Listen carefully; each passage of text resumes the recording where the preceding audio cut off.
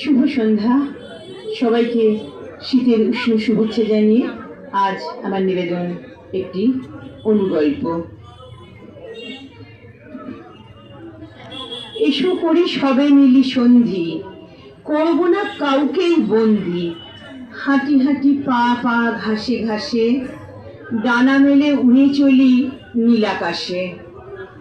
কবিতার এই লাইন কটি কি যেন বারে বারে আওড়ে চলেছে। কেমন একটা ঘোরের মধ্যে এপাশ ওপাশ করছে মিষ্টু, আর এই লাইন কটা অনবরত যেন তার মাথার মধ্যে বেঁধে চলেছে। কি বলছে কি বলছে ভাবতে ভাবতে মিষ্টু দেখতে পেল একটা সবুজ রঙ